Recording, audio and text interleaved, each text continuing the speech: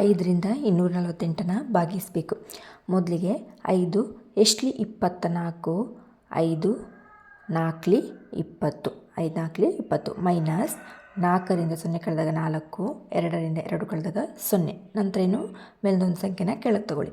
5 ಎಷ್ಟಲಿ 48, 5 9ಲಿ 45 minus 8ರಿಂದ 5 ಕಳೆದಾಗ 3, 4ರಿಂದ 4 ಕಳೆದಾಗ 0. ನಂತರ ಸಂಖ್ಯೆ ಇದೆಯಾ ತಗೊಳ್ಳಿಕ್ಕೆ? ಇಲ್ಲ. 5ರಿಂದ 3 ಭಾಗಿಸಿ ಹೋಗ್ತದ? ಇಲ್ಲ. ಈಗ ಇಲ್ಲೊಂದು ದಶಮಾಂಶ ಬಿಂದು ತಗೊಂಡ್ರೆ 0 ತಗೊಳ್ಬೋದು. ಈಗ ಈ 0ನ ಕೆಳಗೆ ಇಳಿಸ್ಕೊಳ್ಳಿ. ಈಗ 5 ಎಷ್ಟಲಿ 30, 5 6ಲಿ 30. ಈಗ ಈ ದಶಮಾಂಶ ಬಿಂದು ಇದೆ, ಇಲ್ಲಿ ಕೂಡ ದಶಮಾಂಶ ಬಿಂದು ಹಾಕ್ಕೊಳ್ಳಿ. 5 ಎಷ್ಟಲಿ 30, 5 6ಲಿ 30 ಮೈನಸ್ 0 0 ಕಳೆದ 0, 3ರಿಂದ 3 ಕಳೆದಾಗ 0. ಶೇಷ 0 ಭಾಗಲಬ್ಧ 49.6.